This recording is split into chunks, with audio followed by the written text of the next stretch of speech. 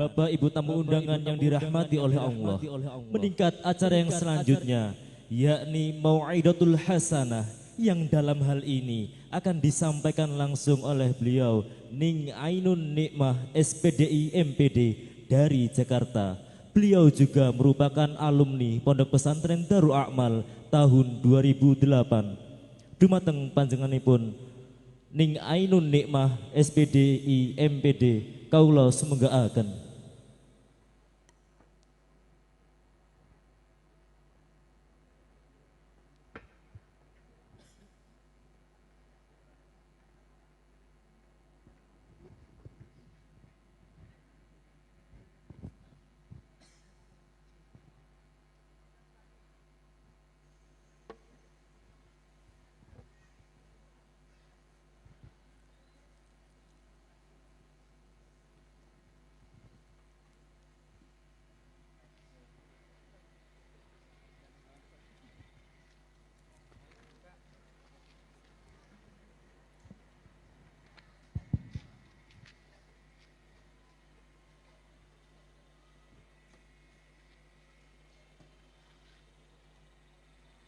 Assalamualaikum warahmatullahi wabarakatuh.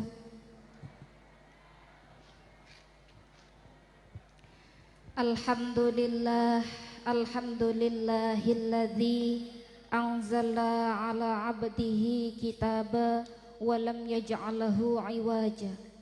Fassala wa bayyana wa qarrara siratan mustaqiman wa manhaja. Allahumma salli ala sayyidina Muhammad wa ala ali sayyidina Muhammad. Qala rabbi israh li sadri wa yassir li amri wahlul 'uqdatam min lisani yafqahu qawli, amma ba'du.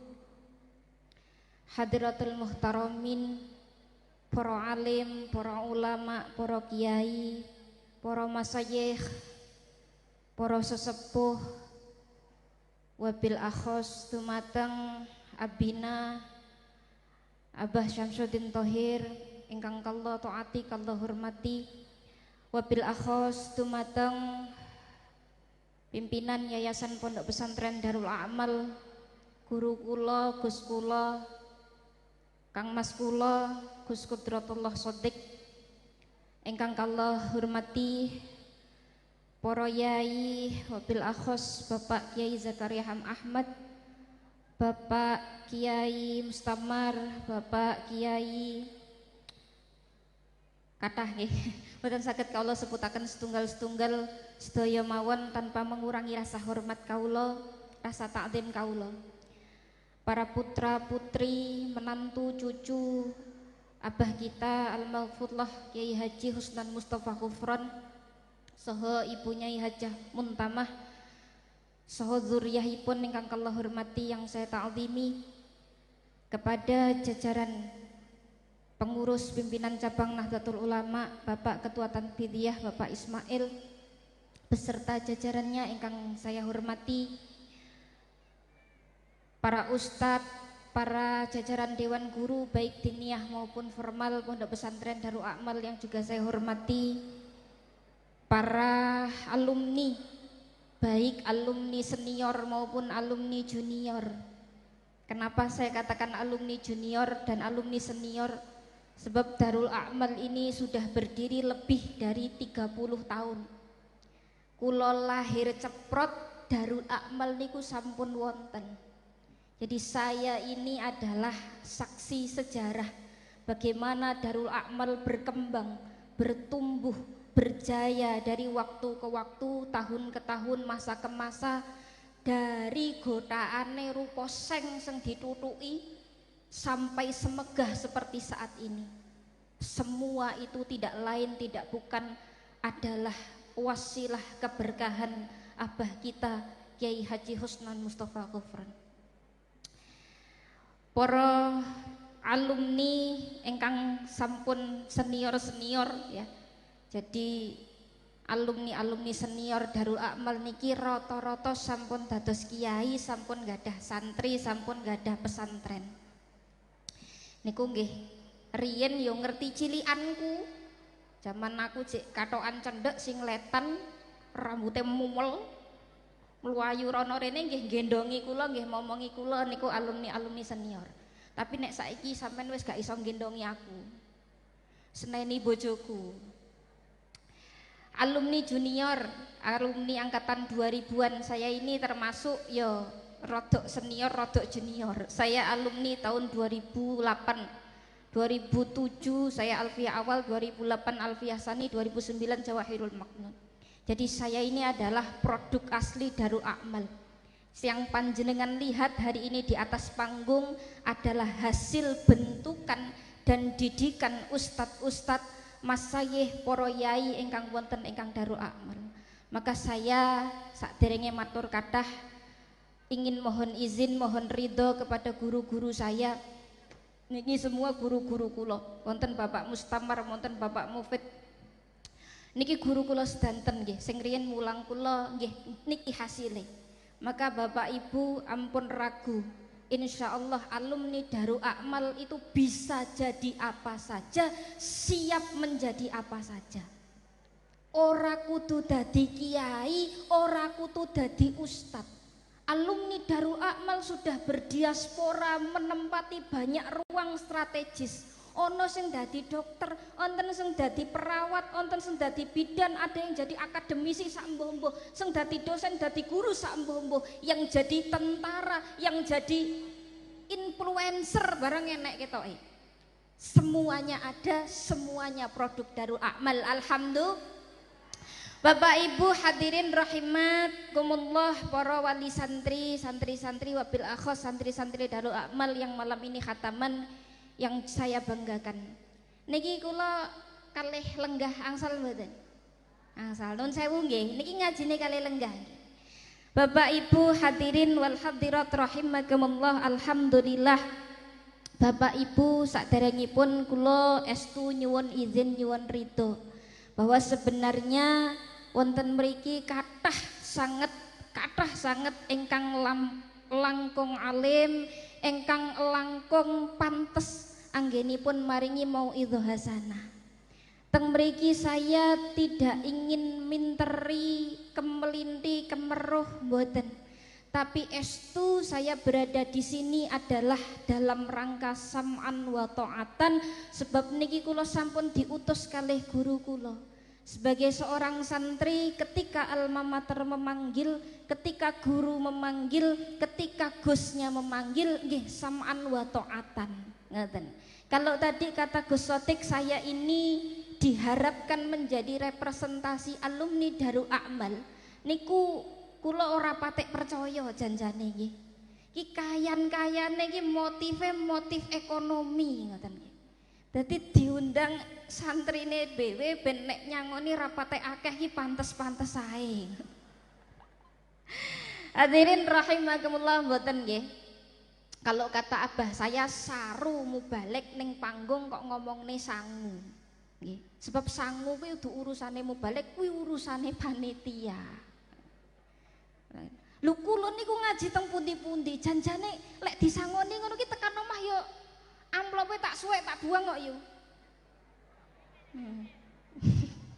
Hadirin rahimakumullah, alhamdulillah Bapak Ibu, kita baru saja menyaksikan santri-santri putra-putri kita, para peserta khataman Alfiyah Ibnu Malik. Mudah-mudahan khataman Alfiyah Ibnu Malik ini membawa keberkahan wabil akhos dumateng mbak santri, mas santri, dan umumnya bagi kita semua. Amin Allahumma amin. Sebab kitab Alfiyah niki adalah kitab sing barokahi tur yo iso malati. Bu, kenapa? Karena kitab Alfiyah ini ditulis oleh seorang musannif yang alim, alamah, ahli tafsir, ahli hadis, ahli tasawuf dari Andalusia bernama Muhammad bin Abdullah bin Malik Al-Aqta'i Al-Jayani Al-Andalusi. Alfiyah ini adalah kitab keramat sing sinten mawon pernah bersentuhan dengan kitab Alfiyah fa insya Allah bakal kesawapan barokah. Amin Allahumma. Sak santrine sak wong tuane barang. Amin Allahumma. Amin. Wonten setunggal cerita Bapak Ibu. Cerita ini masyhur di kalangan kiai di Jawa Timur. Dulu seorang kiai khos ingkang asmanipun Syekhona Khalil wonten ing Bakalan Madura, salah satu kiai khos yang juga setiap kali ziarah Wali Songo insyaallah kita juga sowan ke sana. Pada satu hari Syekhona Khalil Bangkalan niki lagi mucal alfiyah, sedang ngulang alfiyah. Dilalah ngulangnya itu tekan bab fi'il fa'il. Nalika niku Mbah Yai Khalil maringi contoh koma zaitun. Koma ngadeg sapa zaitun? Zaid. Ditulis di papan tulis koma zaitun. Tengah-tengahnya mulang datang rombongan para petani. Assalamualaikum Yai.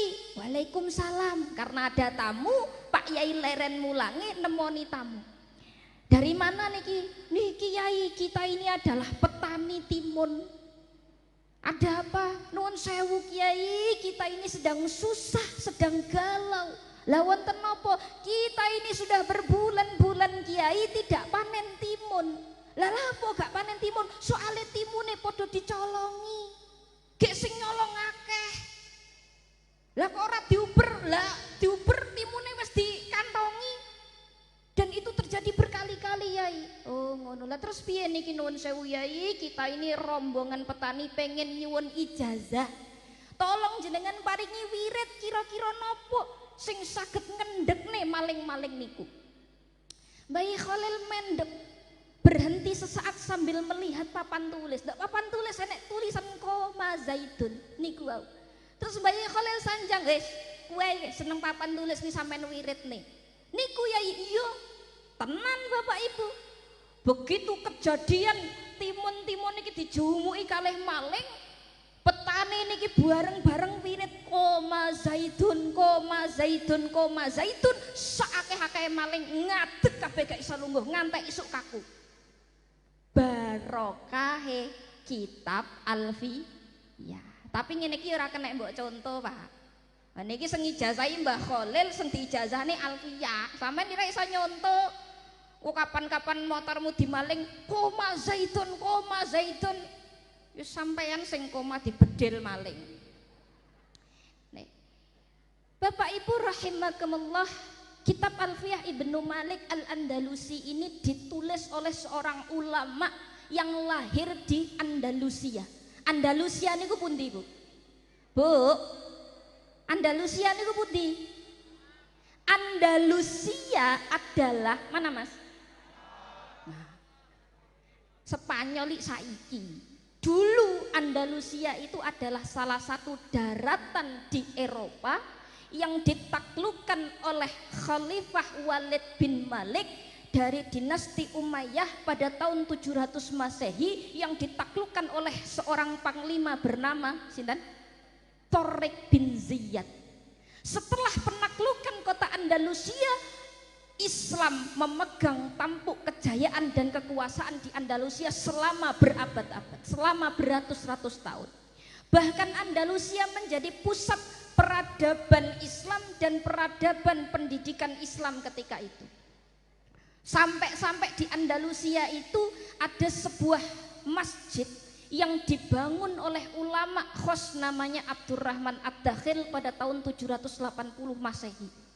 Saking megah dan berjayanya Islam ketika itu. Tapi apa yang terjadi sekarang dengan Andalusia? Sudah tidak ada nama Andalusia karena Andalusia begitu tahun 1400 Masehi diambil alih oleh kerajaan, oleh pemerintahan Katolik. Islam di bumi hanguskan, entek resik, sekarang berubah menjadi negara Spanyol dan negara Portugal. Kalau hari ini kita ke Spanyol Bapak Ibu, Bu, Spanyol itu dulu negara Islam. Tapi kalau hari ini kita ke Spanyol, itu 99% penduduknya Mbak Mas itu beragama Katolik Romawi. Wis gak ono, hanya 1% yang beragama Islam. Kejayaan Islam hanya tinggal puing-puing sejarah, puing-puing museum yang diabadikan. Sudah tidak ada lagi kejayaan Islam yang tercium di Eropa, di Spanyol. Bahkan masjid yang dibangun oleh Abdurrahman Ad-Dakhil itu begitu ditaklukkan oleh kerajaan Katolik, masjid itu diganti, dialih fungsikan menjadi gereja katedral. Makanya sampean Mas, ini tak dongakne sampean muga-muga engko tekan Spanyol untuk menyaksikan sejarah itu.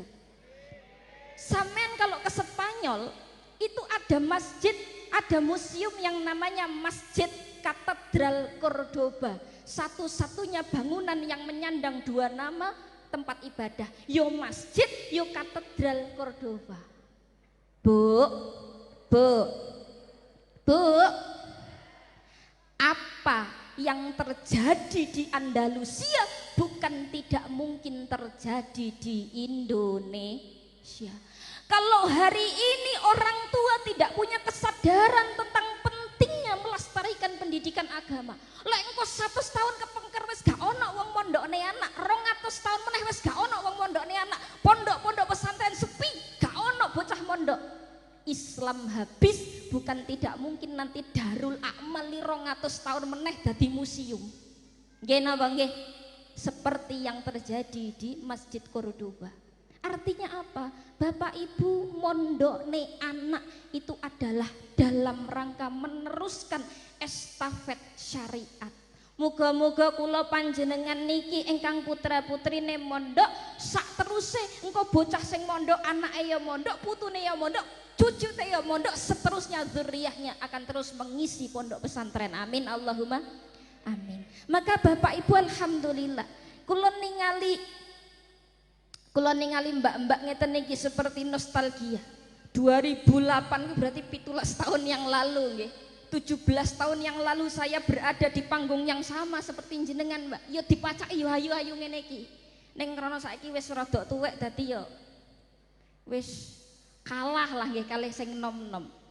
Bu, kita patut bersyukur, kita patut berbahagia. Insya Allah ningali santri-santri niki kayan-kayane 100 tahun meneh, 50 tahun meneh Indonesia masih baik-baik saja. Amin Allahumma amin. Bapak Ibu rahimakumullah, masih ada santri-santri sing ngaji Jurumiyah, Al-Imriti, Alfiyah, Fathul Qorib, Fathul Wahab, Fathul Mu'in, Arba'in Nawawi, Bulughul Maram.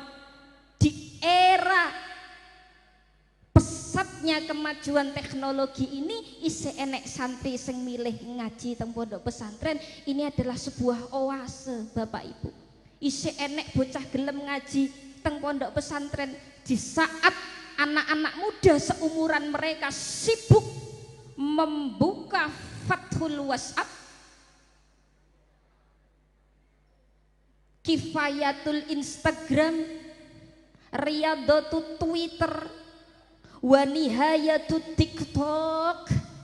Masih ada santri ingkang ngaji alfiyah. Alhamdulillah. Bapak Ibu rahimakumullah, ngeten niki nggih tesih enten sing tanglet. Lah ngopo to bocah ki kok dadak ngaji alfiyah bereng? Ngopo kok bocah ki kok dadak ngaji nahwu bereng? Ngoten niku tesih enten sing tanglet Bapak Ibu. Kenapa?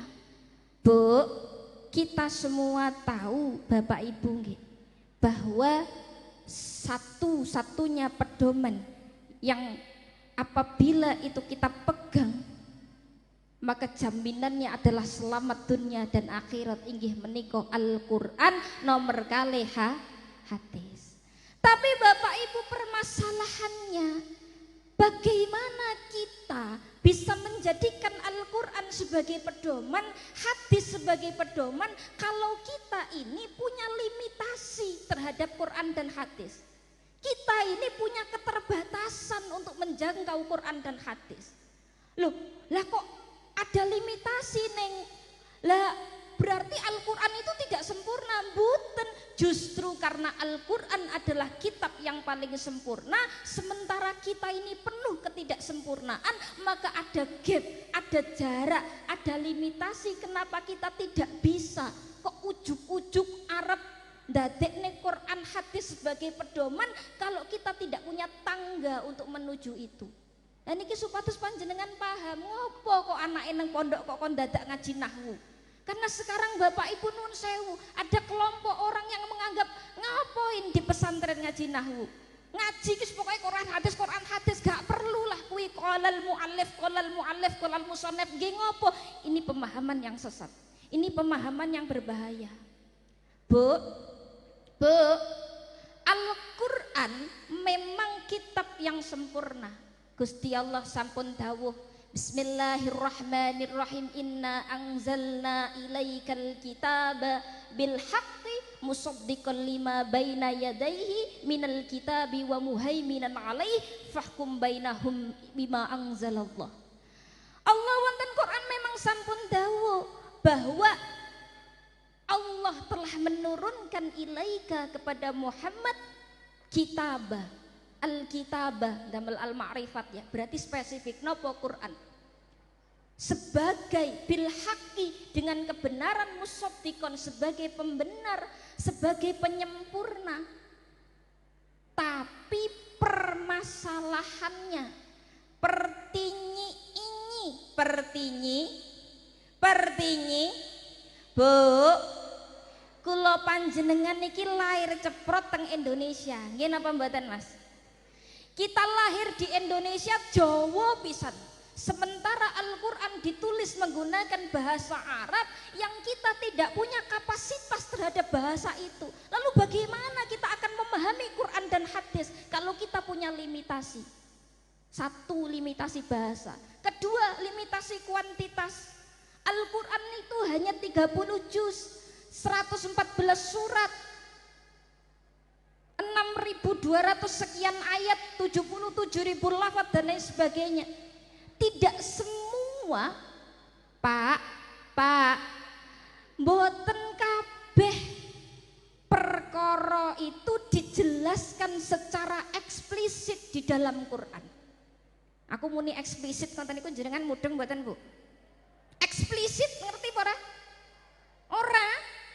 Eksplisit niku tepung dijeladreni, dicacai kobes, digoreng. Nek panganan kok ngerti sampean. Tidak semua hal penjelasannya wonten secara eksplisit wonten Quran. Contoh, Mbak, di Quran itu ada perintah wa aqimus shalah. Nggih napa mboten? Dan dirikanlah sholat. Tapi tidak dijelaskan sholate carane piye, bacaane apa, ping pira, itu tidak ada penjelasan secara eksplisit di dalam Quran. Lalu bagaimana kita akan memahami Quran? Oh, ada tangga kedua. Nopo? Hadis. Sebab salah satu tugasnya Kanjeng Nabi litubayyina linnas bima nuzila ilaihim. Muhammad, tugasmu kata Allah litubayyina, untuk menjelaskan kepada manusia kandungan-kandungan dari Quran. Oh, kalau kita nggak bisa memahami Quran secara langsung, kita bisa pakai hadis. Tapi hadis ini juga terbatas. Sebab Kanjeng Nabi itu hidup hanya sampai usia pinten Mbak? Kanjeng Nabi hidup sampai usia pinten? 64 tahun. Sementara Kanjeng Nabi diangkat menjadi Nabi umur 40 tahun. Masa kenabian itu tidak lebih dari 25 tahun. Bagaimana masa yang hanya 25 tahun itu Kanjeng Nabi bisa menjawab seluruh persoalan, sementara persoalan itu terus terbarukan. Ada banyak permasalahan sing biyen zamane Kanjeng Nabi ora ene, saiki malah enek. Nggih napa nggih, Bu? Nggih napa nggih? Bu, jenengan nyekel HP. HP niku butuh kuota napa mboten? Kuota niku tuku barang apa tuku jasa? Hah? Akadnya beli kuota niku tuku barang apa tuku jasa? Diomong jasa, enek wujute nominal 20 giga. Diarani barang ra kena ditemok. Nggih napa nggih? Itu permasalahan-permasalahan yang masih banyak lagi di zaman sekarang ini. Sementara umat butuh yang namanya marjiul ahkam, tempat merujuk hukum.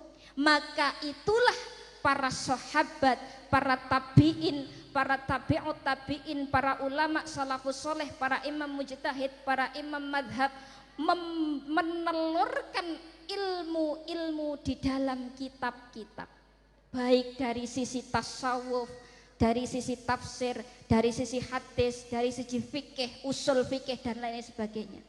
Jadi tangga kita untuk memahami Quran dan hadis itu adalah melalui kitab-kitabnya, ilmu-ilmunya para ulama. Tapi ini juga ada masalah, Pak. Mas, kitabnya para ulama itu mayoritas ditulis dalam bahasa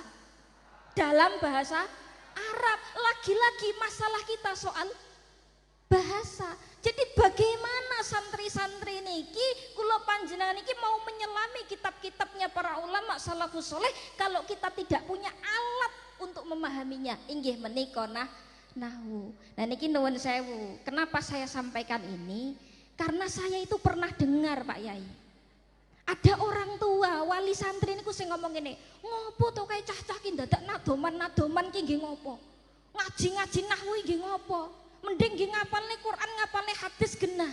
Jadi menurut mereka ngaji nahwu niku ora penting.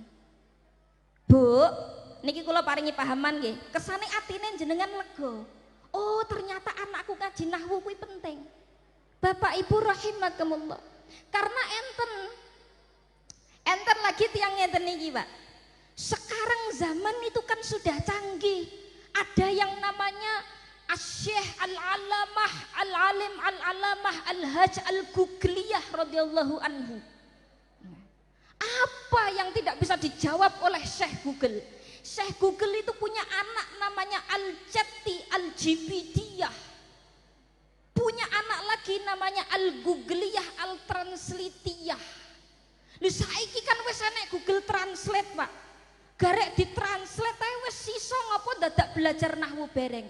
Loh, Bu, hati-hati nggih. Kok enek wong ngomong ngeten iki, ini bahasa yang berbahaya.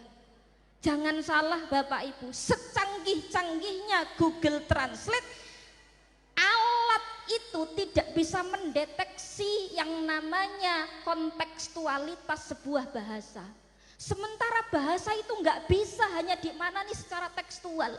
Lek bahasa dimaknani secara tekstual itu rentan terjadi kesalahan, rentan terjadi kekeliruan. Kalau paringi contoh, kalau di kalangan anak-anak santri mungkin sudah tidak asing guyonan nih.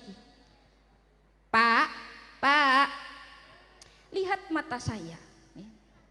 Ada salah satu makalah fikih. Bunyinya ngeten. Man tawaddo'a bibauli kalbin soha wudu'uhu. Kalau ulangi nggih. Man tawaddo'a bibauli kalbin soha wudu'uhu. Ini kalau sampean masukkan Google Translate, maka terjemahnya akan begini, Pak. Man, barang siapa tawaddo'a yang berwudu bibauli kalbin dengan pipisnya anjing, soha wudu'uhu maka sah wudunya. Itu hasil Google Translate. Bahaya mboten? Bahaya mboten? Kok enek wong wudu nganggo uyuhe asyu. Asyu ki kasar nggih, lek aluse napa asyu niku? Napa? Hah? Guguk. Kok ada makalah mengatakan wudu pakai pipisnya guguk? Kok wudunya sah? Ini kan bahaya Bapak Ibu, bahaya. Tapi bagi santri sing tahu ngaji alfiyah, sing tahu ngaji imriti, sing tahu ngaji jurumiyah, melihat makalah ini biasa wae karena nggak ada yang salah dengan makalah ini. Ini kalau kita buka secara mu'rab, bagaimana? Man itu apa, Mas? Man itu jadi apa? Man itu jadi isim syarat. Tawaddo'a fi'il syarat. Bibauli kalbin, bibauli niku apa? Jar majrun. Kalbin mudhaf ilaih. Soha jadi apa? Jawab. wudu'uhu jadi apa? Fa'il. Ini masalahnya ada di mana? Oh, ternyata masalahnya ada di jar majrur. Bibauli kalbin. Jar itu jadi di ngeten. Kalau bahasa nahwu sorof itu kan kalau bahasa Indonesianya sama dengan sintaksis dan morfologis. Ba sebagai huruf jar, kalau bahasa Indonesia itu preposisi. Ba itu ternyata punya banyak faedah. Ayo, jar majrur ada berapa mas? Huruf jar ada berapa? Hah? Di kitab Alfiyah huruf jar ada berapa? Kok iso 15 piye ngajine? Ayo, siapa yang berani kaidah atau nazamnya jar majrur? Nazamnya huruf jar. Ayo, monggo mas, pakai mic-nya mas. Waduh, iki aku ngeki hadiah berarti kudune nggih. Ora apa-apa. Haka huruful jar. Ayo. Enggak ada lagi mic-nya lagi. Pakai ini aja. Bismillahirrahmanirrahim. Nami kula Rio Wijaya saking Lampung Utara. Bismillahirrahmanirrahim. Haka huruful jari wa yamin ila hatta khola hasya'ada fi an ala mudmung dur balamu kai wawan khola wawan ada ala wawan kita khola. Haka huruful jari wa yamin ila hatta khola hasya'ada fi an ala mudmung dur balamu kai wawan wa tawal kafa wal bawal ala wa mata bid. Ada berapa berarti? Hatta huruful jari wahya min, ila, an, fi, ruba, kaf, ba. An fi ruba, hatta, khola, hasya, ada, mud, mundu, ruba, lam, kai, waw, anak 20 pokoknya. Sik mas, tak kai hadiah mas. Ihir. Gus Adek, niki mengke dirembes nggih, 1.000 nggih. Dirembes enak mawon ora dirembes. Rugi badar. Pun. Bu, di dalam ilmu nahwu itu ada yang namanya huruf jar. Setiap huruf jar itu punya faedah-faedah. Ayo, sekarang kita bahas huruf ba karena tadi bil bauli. Ayo, faedahnya huruf ba ada yang bisa? Bilba, bilbastain. Ayo. Bilbastain nih, terus tak kei kisi-kisi. Ayo, angkat tangan. Bilbastain. Ayo. Satu nada aja bilbastain. Bilbastain wa'ati awit al-swiqi wal mislu ma wa mislama wa man wa'an bihantiki. Sasi. Karena cuman satu nazam, niku wau 1.000 nggih. Niki 50.000 mawon. Gus, 50.000 Gus. Rembes nggih? Nggih, aman pun. Mantap. Wah, ditambahi nggih. Mungkin ditambahi. Hadirin rahimakumullah. Ternyata huruf ba itu punya banyak faedah. Bilbastain isti'anah, ada kalanya ba itu bermakna isti'anah. Wa'adin ada kalanya ta'diyah. Awid ada kalanya mu'awaddah. Ilsiki ada kalanya bermakna al-ilsaq. Umumnya ba itu maknanya isti'anah. Isti'anah itu menggunakan. Nggih. Contoh, at-thaharatu bil ma'i, bersuci dengan air. Waduh, langsung diganti, masya Allah. Oh alah, orang nggih aku nggih doorpress. Aku wis ngetokne 150 dikai 400. Mungkin. Hadirin rahimakumullah. Ternyata ba itu ada kalanya bermakna isti'anah menggunakan, tapi tidak semua ba itu bermakna isti'anah. Oh, ada kalanya ba itu bermakna al-ilsaq. Al-ilsaq itu artinya mengenai, bertemu, menempel, itu al-ilsaq. Contohnya apa mas? Marartu bizaidin. Siapa yang jawab pertama mau? Nah nih, 1.000. Marartu bizaidin. Artinya apa? Marartu bizaidin itu marartu lewatan sapa ingsun bizaidin, ketemu kelawan Zaid. Jadi bukan kok aku lewat bareng Zaid, bukan, tapi aku lewat pas lewat ketemu Zaid. Sama di dalam kaidah ini ba itu bermakna al-ilsaq. Engko lek dimaknani dadi ngeten, man utawi sapane wong iku tawaddoa wudu sapa man bibauli kalbin, ketemu ketempelan kalau pipise guguk nggih, soha mongko tetep sah apa wuduuhu wudune man. Kalau diterjemahkan barang siapa yang berwudu kok berwudu kena pipise asyu, nah, maka wudunya tetap sah sebab najis itu tidak menjadi hal yang membatalkan wudu. Niki nek gak mondok, gak ngaji, gak paham. Maka kalau ada orang ngomong ngaji nahwu nggak penting, ngaji nahwu nggak penting, ini harus kita jawab Bapak Ibu rahimakumullah. Sama dengan bahasa Indonesia. Bahasa Indonesia itu juga ada gramatikalnya, ada sintaksisnya. Ini kalau nggak sesuai juga bisa salah maknanya. Contoh, kalau paringi contoh. Tadi yang jawab Mas siapa namanya? Iki mohon Mas siapa Mas namanya? Aduh malu-malu, Mas siapa? Asep. Sinten? Adab. Oh.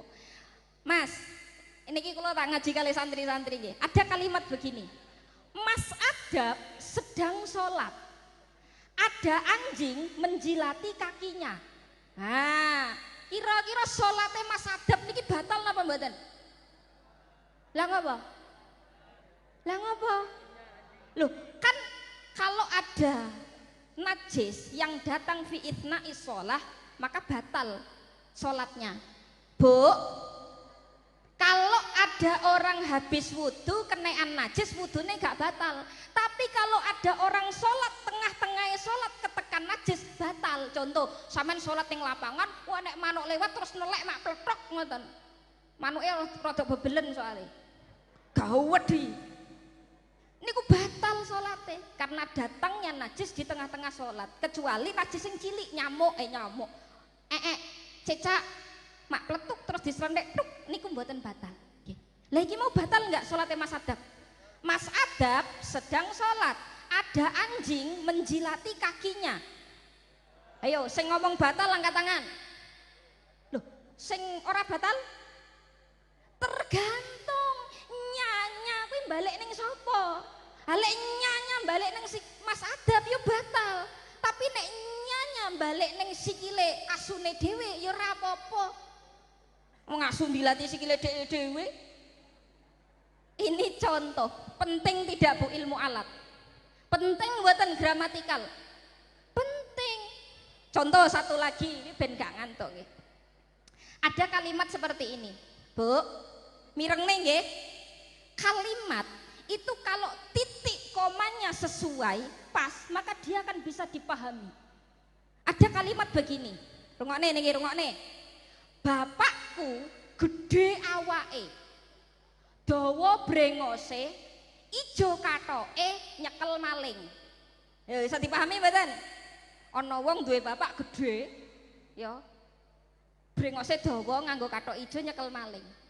Bisa dipahami karena apa? Karena titik komanya sesuai. Niki nek titik komane dirubah rusak Pak maknane. Bapakku gede, titik. Awake dawa, titik. Brengose ijo, titik, katoke nyekel maling. Loh, berantakan ora kuwi maknane. Enek wong kok awake dawa, brengose ijo. Kok enek katok kok nyekel maling. Ini adalah contoh bahwa ilmu gramatikal itu penting. Ngaji nahwu ila yaumil kiamah ngantek kiamat kurang rondino tetap relevan, tetap penting. Dawuhe Imam Malik, man tabahhara nahwi ihtadda ila kulli ulumi. Barang siapa yang mempelajari ilmu nahwu, maka dia akan dibimbing kepada seluruh ilmu-ilmu lain. Makanya wonten nazamnya nahwu Jawa pripun Mbak? Sebab nahwu iku ibuke ilmu ngoten nggih. Quran hadis iku angel ing maknane nanging nahwu bakal dadi pinuntune. Ibarat Kalau ilmu itu ibarat bangunan, maka nahwu itu adalah gembok yang membuka seluruh lapisan bangunan-bangunan itu. Ngoten. Kalau dawuhnya Imam Asy-Sya'bi dalam kitab Fathul Mughis, beliau dawuh nahwu fil ilmi kal milhi fit tu'ami. Ilmu nahwu di dalam ilmu itu seperti garam di dalam makanan. Mangan gak ono uyahe sepo anyep.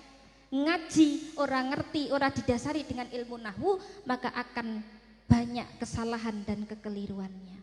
Bapak Ibu hadirin wal hadirat rahimakumullah. Napa melih niki ngaji alfiyah. Kenapa tadi di awal saya katakan kula tak minum riyen nggih Bu nggih. Kula tak minum riyen nggih Bu nggih. Bismillah.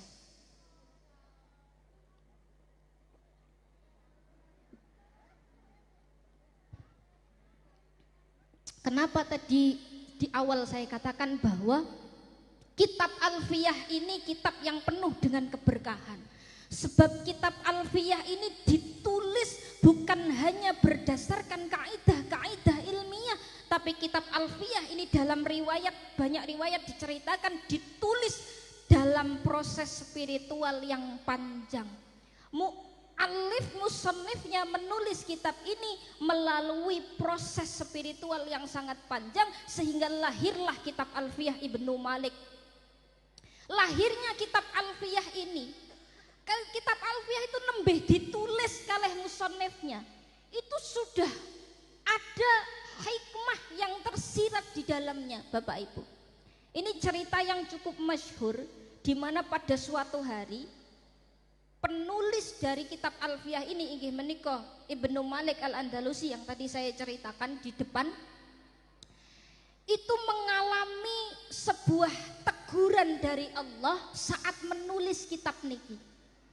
Jadi kitab Alfiyah ini salah satu kitab yang unik karena diawali dengan fi'il madhi. Niki mboten umum nek cara di kalangan musannif dan di kalangan muallif itu tidak umum. Rata-rata kitab itu ditulis ya diawali dengan fi'il mudhari'. Niki fi'il madhi. Fi'il madhi itu masa lampau. Bagaimana ceritanya kitab yang nembih ditulis tapi diawali dengan fi'il madhi. Qala Muhammadun huwa banu Maliki wis kondo. Kan ngoten maknane, sudah berkata Muhammad ibnu Malik. Jadi nembih awal niku wis fi'il madhi. Kenapa? Karena inilah yang menunjukkan luar biasanya Imam Malik Al-Andalusi. Jadi ternyata Bapak Ibu, sebelum kitab itu ditulis yang jumlahnya 102 bait sing jenengan apal niku Mbak. 1002 bait itu sebelum ditulis oleh Imam Malik itu sudah ada di dalam pikirannya Imam Malik. Jadi Imam Malik itu nalikane ngarang, kuwi urung ditulis dhisik, dikarang dhisik sampai 1200 nazm, baru setelah itu beliau tulis. Makanya diawalinya dengan fi'il madhi. Ini menunjukkan betapa luar biasanya kecerdasan seorang Imam Malik Al-Andalusi. Gawe dhisik wis 1200 nazm baru ditulis. Tapi Bapak Ibu, di tengah-tengah muqaddimah penulisan nazm ada sebuah tragedi yang dialami oleh Imam Malik Al-Andalusi. Apa? Di bait kelima. Napa bait kelima? Ayo iki mumpung jek akeh hadiah ya. Sapa mau sing ngarep jawab? Waduh, langsung ngacung ngingeti 1.000 monggo. Bismillahirrahmanirrahim. Wa taqtadi ridon bi ghairi sukhti fa'iqatan alfiyat ibn mu'ti. Sebagai murid itu harus bisa mendapatkan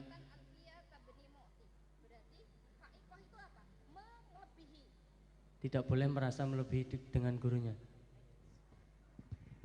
Jane ra ngono, tapi karena sudah berani menjawab saya beri. Pada nazm kelima, wa taqtadi ridhan bi ghairi sukhti fa'iqatan alfiyata bani mu'ti. Ternyata di ujung nazm kelima ada bahasa ngeten niki. Wa taqtadi, ya Allah, aku meminta keridhaan atas nazm ini fa'iqatan, sehingga nazm ini, kitab ini bisa melebihi kitabnya Ibnu Mu'ti. Ibnu Mu'ti itu gurunya Imam Malik. Jadi Ibnu Malik itu punya guru namanya Ibnu Mu'ti. Ibnu Mu'ti itu mengarang kitab sama kitab Alfiyah, jumlahnya 1000 bait. Tapi Ibnu Malik mengarangnya lebih dua. Makanya 1002 kan jumlahnya. Jadi enek punjule loro. Karena enek punjule loro niki, Ibnu Malik merasa bahwa kitabnya ini bisa menyaingi kitab gurunya, menyaingi kitab pendahulunya. Begitu sampai di nazam kelima, Mbak Mas, ini fun fact ya.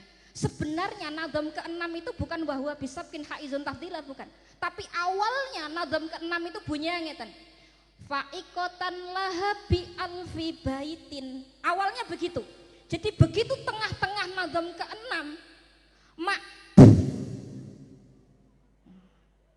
hilang seluruh kemampuan dan daya pikir Imam Malik. Yang tadinya 1002 nazam sudah ada di kepalanya, sampai nazam ke-6 hilang kabeh. Imam Ibnu Malik tidak bisa menuliskan apapun untuk meneruskan kitabnya. Apa yang terjadi? Ternyata saat itu Ibnu Malik ditegur oleh Allah karena di dalam nazamnya tersirat loh nggih. Kalau apakah Ibnu Malik memang niat ajeng sombong? Sepertinya tidak.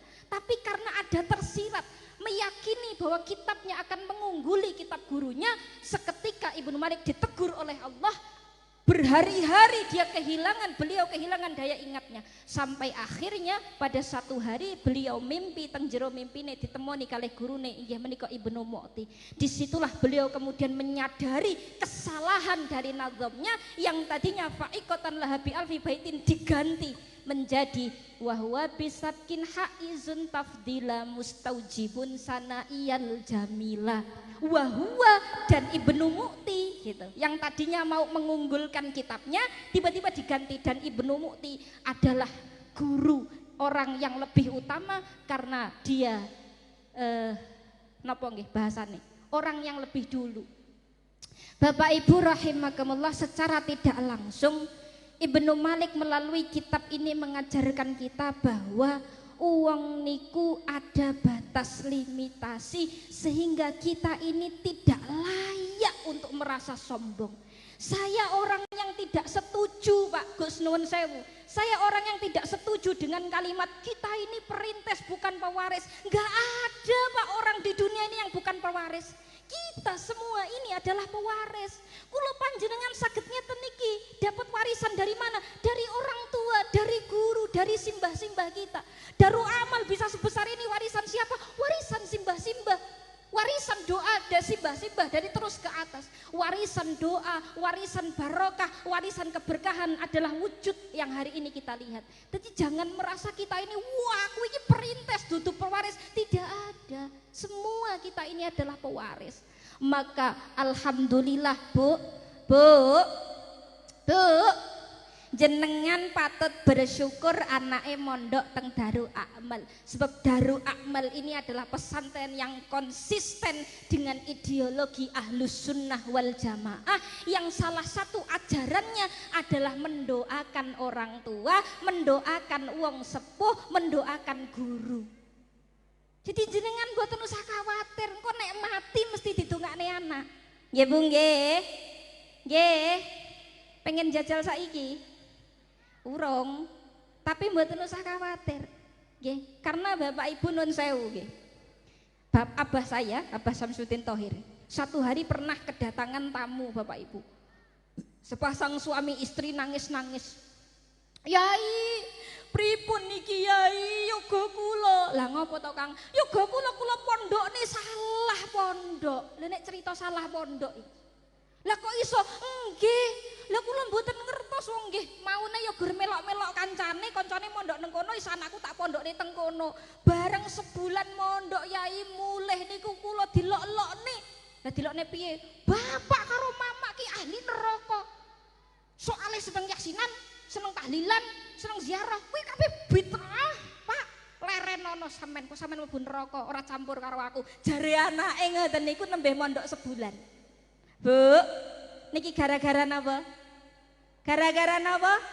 Salah salah guru, mula jenengan mboten usah khawatir, insyaallah lek teng Darul Amal kabeh santrine putra-putrine teguh Ahlus Sunnah wal Jamaah An-Nahdliyah. Amin Allahumma amin. Hadirin rahimakumullah, pun balik malih nggih. Wis jam piro iki masyaallah. Ngantos jam pinten niki? Diluk meneh lah nggih ya Allah. Bu, selain kitab Alfiyah ini adalah kitab yang mempelajari ilmu kebahasaan, ilmu gramatikal, ternyata di dalam nazam-nazam Alfiyah itu banyak terselip makna-makna dan hikmah-hikmah yang luar biasa. Pada bab kalam misalnya, Ibnu Malik Al-Andalusi menuliskan kalamuna lafzun mufidun kastakim wasmun wa fi'lun sumal harfuni kalim. Kata Ibnu Malik, kalam itu adalah lafat yang mufid, kastakim seperti lafat istakim. Menurut jenengan, kenapa dari semua contoh kok Ibnu Malik memilih kata istakim? Sebab istakim itu artinya ajeko sapa sira, lurus sapa sira, istiqomah sapa sira. Secara tidak langsung Ibnu Malik pengen memberikan nasihat kepada kula panjenengan niki, ayo podo dadi wong sing istiqomah, dadi santri sing istiqomah, istiqomah sinaune, istiqomah ngibadahe, istiqomah taate. Sebab ilmu itu hanya mau menetap kepada orang-orang yang istiqomah.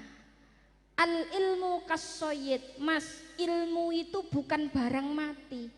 Ilmu itu makhluknya Allah, ilmu itu punya roh, ilmu bisa memilih kepada siapa dia akan menetap dan kepada siapa dia akan pergi. Mula sampean nek pengen ilmu yang sudah dipelajari sampai jenengan katam Alfiyah ini menetap di dalam hati, di dalam roh panjenengan semua, maka ayo dirawat ilmu itu. Lah dengan cara apa merawat ilmu? Kata Imam Sahal lupa saya namanya nggih. Sahal Ats-Tsauri dikatakan syukrul ilmi al-amalu wa syukrul amali ziyadatul ilmi. Tandanya orang yang syukur setelah diberi ilmu itu adalah senantiasa mengamalkan, dan tandanya orang yang syukur menjadi orang yang beramal itu adalah dengan terus-menerus menambah ilmu. Jadi pesen kula niki nek kalih bocah-bocah nggih kula ngomongnya pesen ngoten mawon, iki bocah kabeh lek kalih kula kan. Saya kan lebih tua jadi rodok pantes ya Mas ngomongi sampean ya. Ya, nggih.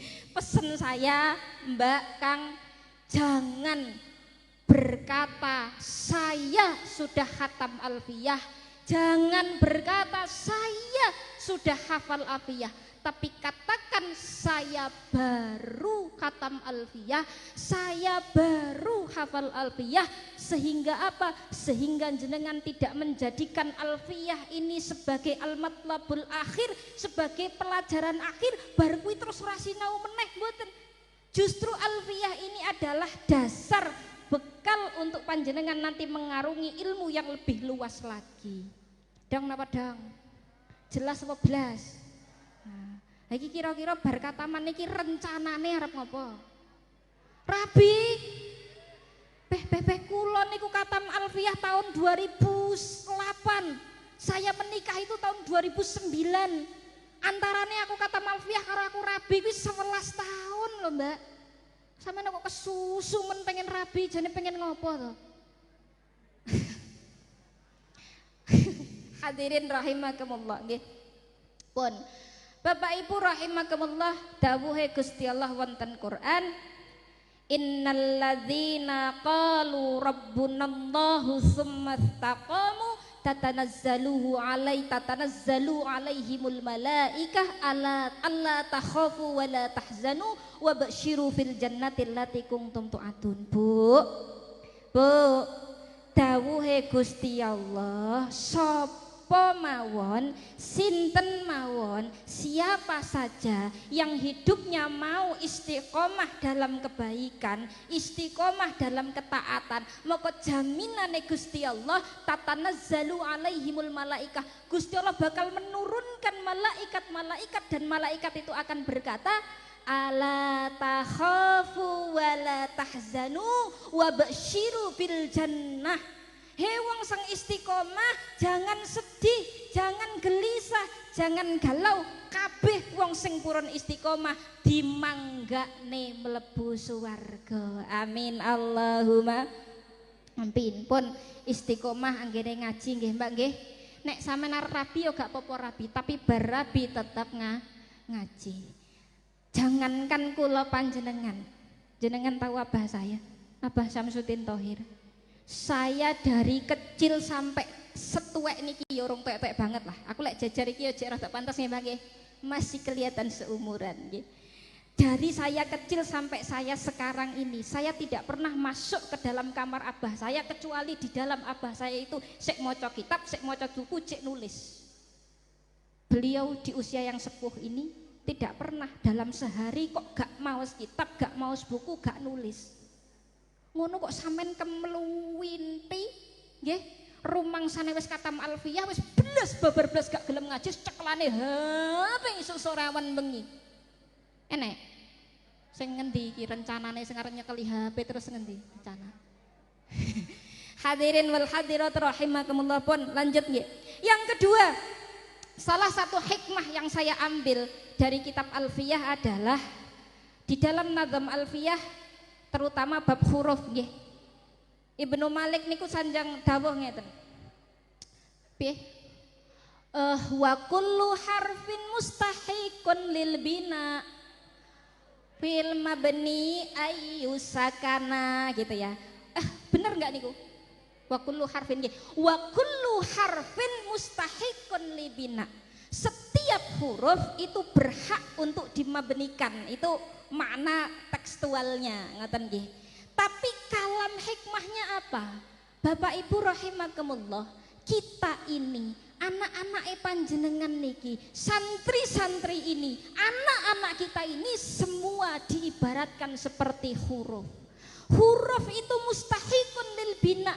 Huruf itu berhak untuk dibina, berhak untuk diletakkan pada sebuah wadah, di mana di wadah itu ada kita dididik, ditarbiyah, ditalim, dibina intelektualnya, emosionalnya dan spiritualnya.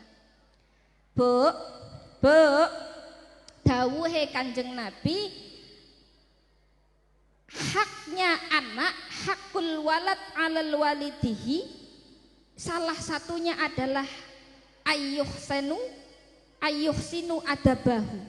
Salah satu haknya anak yang wajib dipenuhi oleh orang tua adalah pembelajaran adab, pembelajaran agama.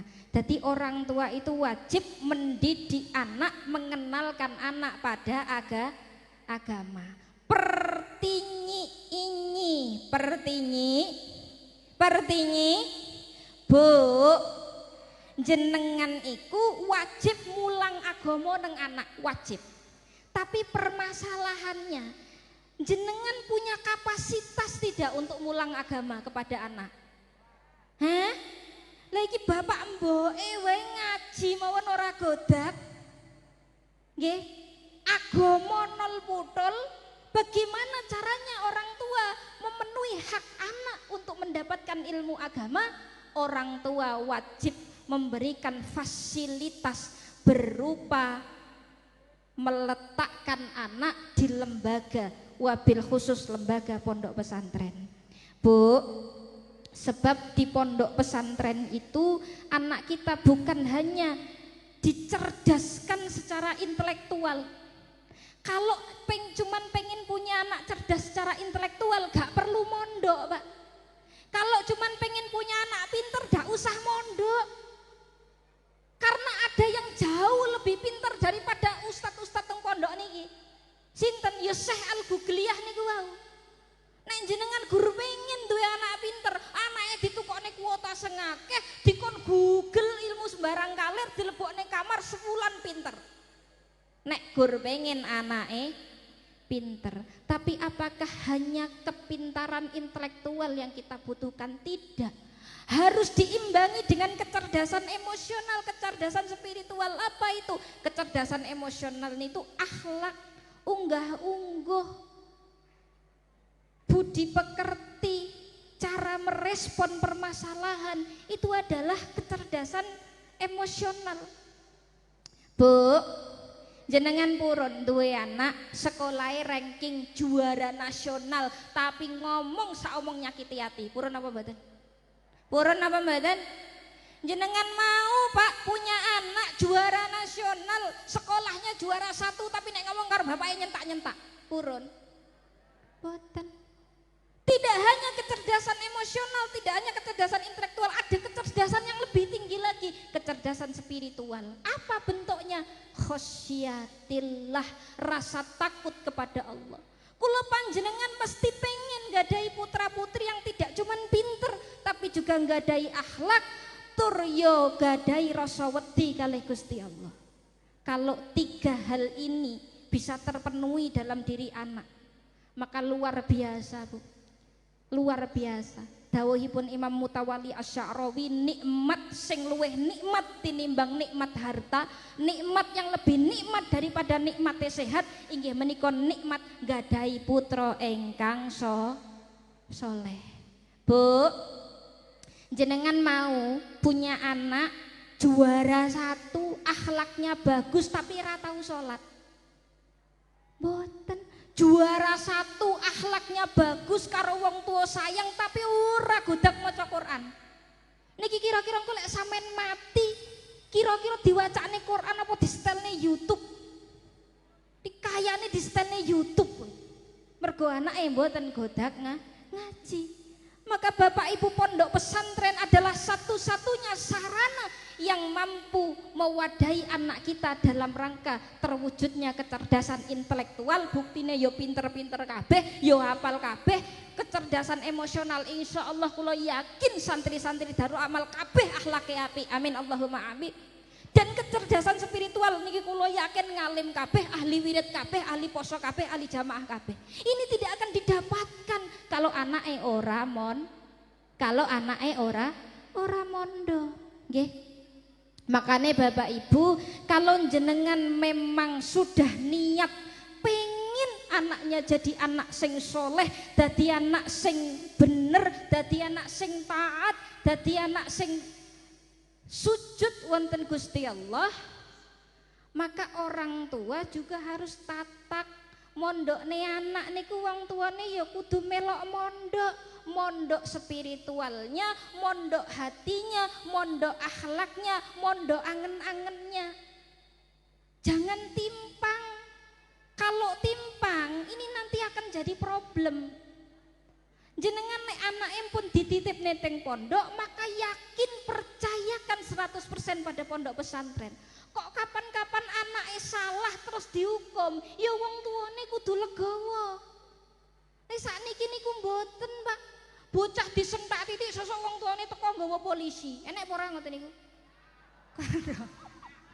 Lah niki ngeten, dadi wong tuane niki ya urung tatak mondokne anak. Bu, niki mirengne kula nggih. Nggih. Kalau anak jenengan kok dihukum, itu pasti ada sebab. Artinya apa? Pondok pesantren sedang berupaya mentarbiah anak-anak kita agar paham dengan konsekuensi bahwa ketika melanggar larangan kuwi enek konsekuensine. Dadi nggih kudu tatak upopo anake dihukum ya pancen anake salah. Nah, kudu ra trimo jenengan. Enek sing tukang labrak gurune enek. Wonge nggih mangkat. Sing kudunge apa? Kuning. Bu, tapi niki kula nggih pesen, nggih Gus nggih, nun sewu Gus Sodik. Saya pesen untuk para Dewan Ustadz pengurus Darul Amal, kula pesen estu pesen sangat ini. Ya, sekarang sudah tidak boleh lagi memberikan hukuman kepada santri yang melukai fisik, melukai mental, jangan, nggih. Jangan memberikan hukuman yang menciderai fisik, apalagi menciderai mental. Kalau mau ngasih hukuman sama santri, berilah hukuman yang maslahat untuk santri itu. Karena kalau ini tidak dirumuskan, nggih nuwun sewu Gus, nggih. Kadang-kadang banyak pesantren niki sing kebablasan memberi hukuman kepada anak. Nggih, karena gini nuwun sewu. Saya harus katakan, santri zaman sekarang niku berbeda dengan santri zaman dulu. Kalau santri zaman sekarang itu dominasinya Gen Z. Ini Gen Z semua nggih. Gen Z semua anak-anak kelahiran 2000-an. Itu secara karakteristik, baik secara sosiologis maupun secara nopo? Secara psikologis. Ini berbeda dengan anak angkatan saya, Gus. Saya ini angkatan milenial, kelahiran tahun 90-an, ya. Jadi dari kecil itu sudah terbiasa dengan didikan ala VOC kaum baby boomers. Biasa disabeti, biasa disentaki. Lho kula niku tahu disabet kalih abah kula niku gara-gara aku wudu. Niku sikilku ora tak gosok-gosok ngeten. Disuwaduk, Pak. Dikosoki sikile, ora dikosoki banyune ra ngalir. Itu didikan ala VOC. Lho kula pernah di ibu kula niki nggih. Wah, saya pernah disampluk gara-gara adus kali ngantek sore gak balik-balik kali misteri niki. Nggih. Zaman saya kecil dibawakan lidi itu Mas disabeti. Itu didikan anak-anak zaman milenial. Makanya anak-anak milenial zaman saya, anak-anak 90-an, itu kalau dihukum mentalnya kuat-kuat saja. Zaman saya itu Mas, kalau konangan pacaran, gendaan, yang-yangan, nggih. Wih dikumpul nih teng lapangan dulu, ini masih lapangan nggih. Lapangan dikalungi tulisan saya pacaran terus digerujuk banyu peceren. Didelok cah sak pondok. Malu tapi isinya pas kuwi sesuk wis guyang-guyune. Karena mentalnya sudah baja dari kecil. Lelek cah-cah saiki, Pak. Nun sewu Gus, santri jenengan iki Gen Z semua. Ini secara karakteristik berbeda. Cah-cah saiki disentak titik sakit mental. Disentak titik sakit mental ke psikolog gitu kan. Cah zaman sakniki gak iso. Tapi anak-anak Gen Z ini juga punya kelebihan, Gus. Anak-anak Gen Z ini secara kognitif itu lebih cerdas, daya tangkapnya lebih cepat, lebih kritis, lebih inovatif. Kenapa? Karena mereka dari kecil sudah mengenal kemajuan teknologi. Ayo, sampean nyekel HP kelas pinten? SD sudah pegang HP nggih? MTS. SD MTS sudah kenal HP. Jadi mereka mengenal kecanggihan teknologi sejak di usia dini. Makanya mereka lebih cerdas dan lebih kritis. Loh Pak, saya itu nun sewu nggih. Saya ini ngajar. Nggih, saya punya kelas kajian kitab kuning online di lembaga kajian kitab kuning di bawah Universitas Syekh Nawawi Banten. Jadi saya salah satu pengajar di lembaga kajian kitab kuning di Universitas Syekh Nawawi Banten. Saya megang 4 kelas. Murid saya itu Gen Z semua. Angger takjak ngaji kitab kuning, yo kritis luar biasa, Pak. Saya pernah ditanya seperti ini. Saya ngaji bab haid nih. Ma yahrumu bil haidi, hal-hal yang diharamkan perempuan saat haid. 1 as-sholatu, 2 as-saumu ila akhirih. Terus ada murid saya itu tanya begini, Ustazah, mohon izin tanya, ya, sholat dan puasa itu kan sama-sama wajib Ustazah, ya, dan sama-sama haram ketika dalam keadaan haid, ya. Terus kenapa kok kalau puasa wajib dikodok, kalau sholat kok gak wajib dikodok Ustazah? Jajal, padahal kan ya wis penak toh. Sampean gur garek ngodok poso rasa kodok sholat, ngono kuwi jadi dipertanyakan. Karena anak-anak Gen Z ini selalu butuh rasionalisasi terhadap apapun. Dia butuh alasan yang rasional. Ngoten niku nek dijawab, ya wis kokonone ngono kuwi, ya ora trimo. Harus ada rasionalisasi. Wah, akhirnya saya cari Pak jawabannya itu. Wah, iki lek ngantek ra iso jawab ya isin, udah diceruk ustazah ra iso jawab. Akhirnya saya temukan jawaban itu di kitab kecil, di kitab Safinatun Najah, di sifat Kasyifatus Saja, syarahnya Safinatun Najah yang ditulis oleh Syekh Nawawi Al-Bantani. Di dalam bab perempuan yang diharamkan untuk sholat saat haid, di situ Imam Nawawi dawuh ngeten. Kalau nggak salah ya, lafadznya begini. Wala yalzamuha qada'uha wala yalzamuha qada'uha fa in qadatha karroha gitu. Dan tidak diwajibkan bagi perempuan yang haid mengkodok sholat. Kalaupun ngeyel mengkodok, dawe ngaten, walau kodokha, dan kalaupun mereka mengkodok karroha maka makruh. Jadi kalau sampean haid mbak, terus sampean gak sholat, itu nggak usah dikodok sholatnya yang ditinggalkan saat haid. Kok ngeyel dikodok justru makruh, kata Syekh Nawawi. Kemudian di bawah ada keterangan seperti ini, li anna sholata tatakarroru kathiron fayasuku qada'uha. Kenapa? Loh, ternyata Imam Nawawi menjawab secara rasional. Mungkin Imam Nawawi ketika itu sudah berpikir bahwa nanti akan ada generasi seminal ngeyelin wal kritisin wal cerewetin kabeh ditekokne. Dijawab, li anna sholata, ngopo kok wong haid iku nek ninggal sholat gak wajib dikodok, tapi nek ninggal poso wajib dikodok. Karena li anna sholata, karena sholat itu tatakarroru kathiron, karena sholat itu adalah amal yang diulang-ulang dalam jumlah yang banyak. Fayasuku mongko abot sopo imro'ah opo kodouhu ngodoi sholat, sehingga mengkodok sholat itu dianggap sesuatu yang memberatkan. Lah wong wedok niku paling mboten sebulan niku pasti haid paling tidak 10 hari. Dan haid itu datang setiap bulan. Sementara sholat ini adalah perbuatan yang setiap hari dikerjakan. Bayangno, nek upama wong wedok ninggal sholat karena haid kok kon ngodok. Weh, sedino niku sholat berapa rakaat mbak? Weh, rakaat 17. Itu kalau jenengan haid 10 dino berarti kodok berapa? 170. Lalu tiap bulan no kodok 170 yo gempor sikile. Nggih. Lalu dibikinkan rasionalisasi oleh Syekh Nawawi Al-Bantani bahwa sholat itu tidak perlu dikodok karena tata koror. Ya. Faladzalika as-saumu, dan tidak berlaku bagi puasa falayasuku kodouhu, karena mengkodok puasa itu tidak dianggap berat karena poso ki setahun gurpeng pisan yaitu di bulan Ramadan. Kalaupun jenengan gak poso misalnya 10 hari ini bisa dicicil selama 1 tahun. Dasarnya apa? Dasarnya adalah dawuhnya Sayyidah Aisyah radhiyallahu anha. Sayyidah Aisyah dawuh, kunna nu'maru biqada'i saumi wala nu'maru biqada'i sholati. Kata Sayyidah Aisyah, kami perempuan hanya diwajibkan mengkodok puasa, tidak diwajibkan mengkodok sholat. Ini contoh generasi Z nih gitu. Ngisori je enek sing luweh minal ngeyelin lagi jenenge generasi alpha. Anak-anak kelahiran tahun 2010, bayi ceprot wes nyekel HP. Iya gane jenengan sing ini generasi alpha nguweyelan iki. Enek krokodilo, bombardino, cappuccino, ballerino, belgedesino itu serang gena-gena. Ini adalah kondisi zaman, Gus.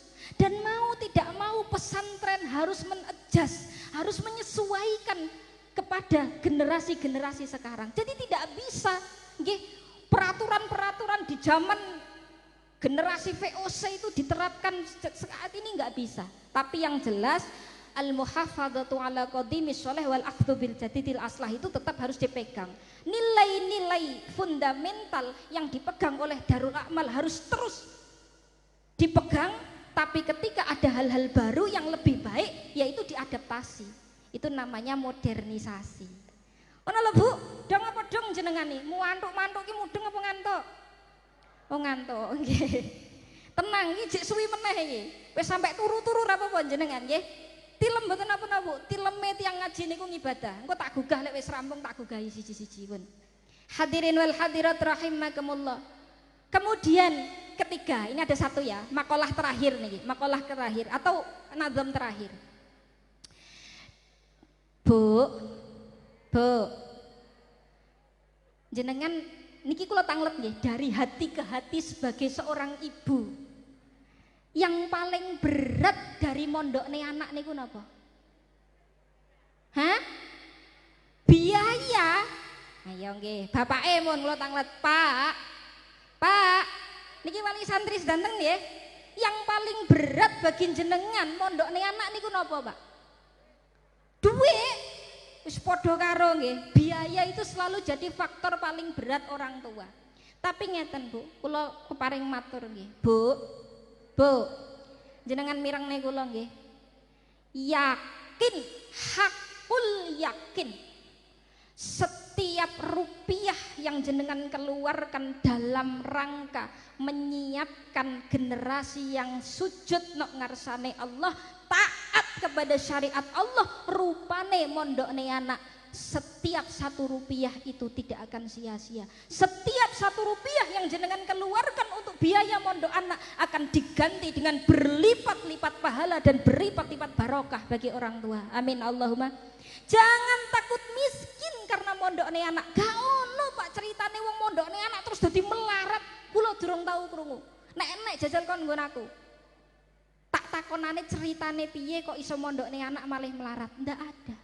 Membuktikan apa? Membuktikan bahwa keberkahan ilmu yang dipelajari oleh anak-anak santri di pondok ini akan mengalir kepada orang tuanya, mengalir kepada keluarganya. Dadi rata-rata bocah wong tua niku nek anake di pondokne, wong tuane tambah harmonis, keluargane tambah sejahtera. Amin Allahumma. Asal ora salah niat. Lah sakniki kathah wong tua niku mondokne anak niate wis salah. Bukan karena anaknya pengen soleh, bukan karena anaknya pengen supaya pinter, supaya taat, supaya takwa, tidak. Saiki modele wong mondokne anak mergo wis ora sanggup didik anak-anake nuwakal kaya belis. Nuwakal kaya belis akhirnya di pondokne. Lah ngite pondok ki pusat rehabilitasi tapi itu dari niatnya sudah salah. Jenengan nek duwe anak nakal aja di pondokne. Niatnya sudah salah. Terus bagaimana duwe anak nakal ora nakal kaya ngopo bentuke? Niatkan anak mondok dalam rangka lillahi kalimatillah. Ngaten lho Bu. Bu. Hadirat wal hadirat rahimakumullah. Dawuhe Kanjeng niki ada cerita satu cerita nggih. Kanjeng dalam satu hadis riwayat At-Tirmidzi dari Malik bin Ahmad,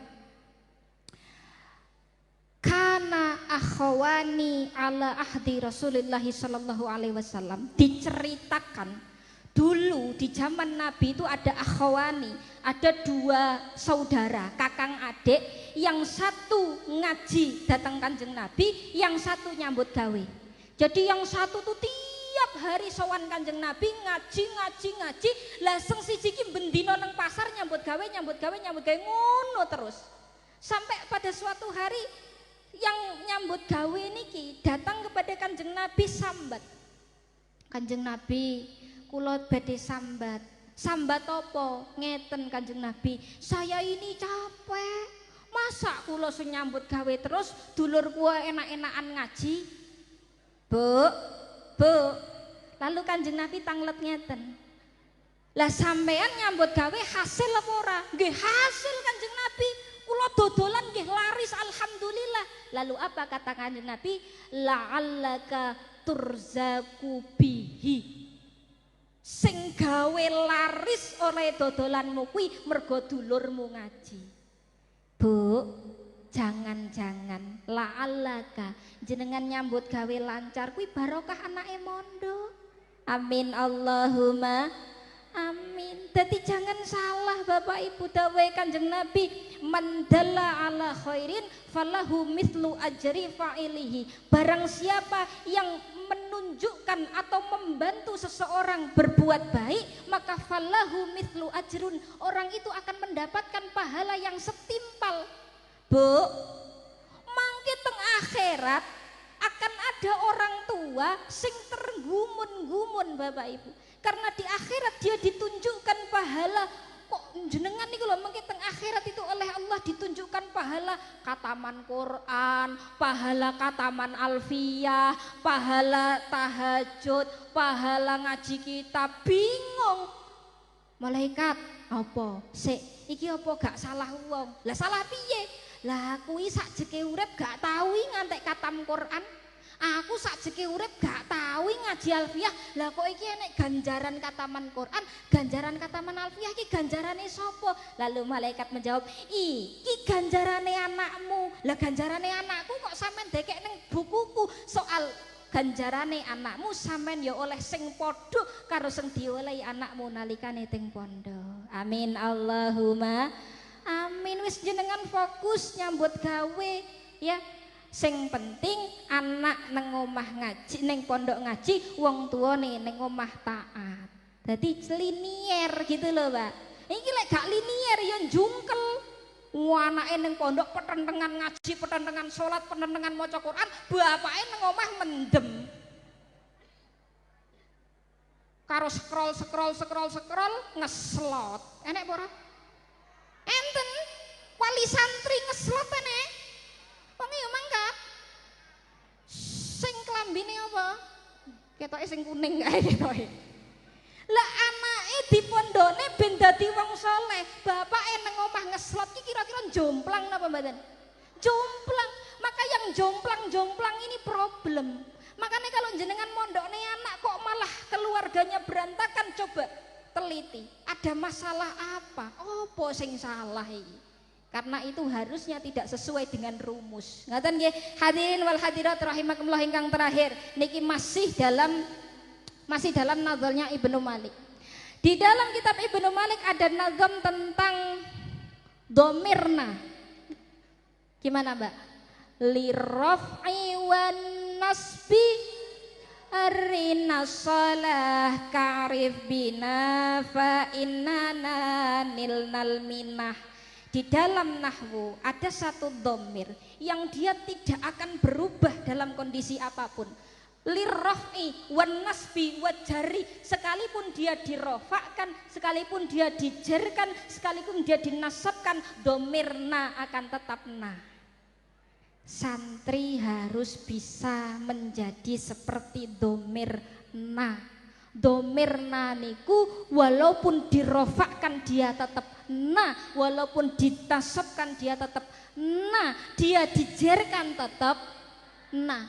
Santri menjadi apapun dalam situasi yang bagaimanapun, dibenturkan pada masalah apapun, santri tetap harus berakhlak santri. Sak mangke sampean wis rampung mondok kok dadi wong dhuwuran, dadi pejabat, dadi DPR, dadi wakil rakyat, dadi bupati, dadi gubernur, tetaplah berakhlak sebagaimana akhlake santri. Nalikane sampean metu kok pondok kok ora dadi apa-apa. Iki akeh iki tunggale. Metu ka pondok lopal apa plengah ora dadi apa-apa ki ya tunggale akeh. Senajan sampean gak dadi apa-apa, tetaplah berakhlak sebagaimana akhlaknya santri. Walaupun sampean dalam situasi di bawah dijarkan, tetaplah berpegang teguh pada prinsip-prinsip santri. Mugi-mugi kula panjenengan selamat donya, selamat akhirat. Amin Allahumma amin. Bapak Ibu rahimakumullah. Terus sik kuwatah sing pengen kaula sampaikan, tapi karena waktu sudah jam segini maka kula cekapaken mawon nggih. Kok nek sampean kurang ya kapan-kapan ngundang aku meneh, ngoten nggih. Insyaallah. Mboten niki kalih promosi. Jadi memang Gus Odik ini berbaik hati memberikan saya panggung untuk promosi. Semoga-moga bariki yo rodok-rodok payu lah nggih. Elek-elek titik yo rodok kena dirungokne ya ya. Pun niku mawon saking kula Bapak Ibu, karena sudah malam, sudah sangat capek, kasihan juga panjenengan dari siang dari sore. Itu saja dari saya. Mudah-mudahan napa ingkang kula sampaikan cerita-cerita niki saged dados manfaat khususnya buat diri saya, umumnya untuk panjenengan sami. Amin. Allahumma amin. Dari saya kula cekapaken sak monten kula akhiri, wallahu muwafiq ila aqwamit thoriq. Assalamualaikum warahmatullahi wabarakatuh.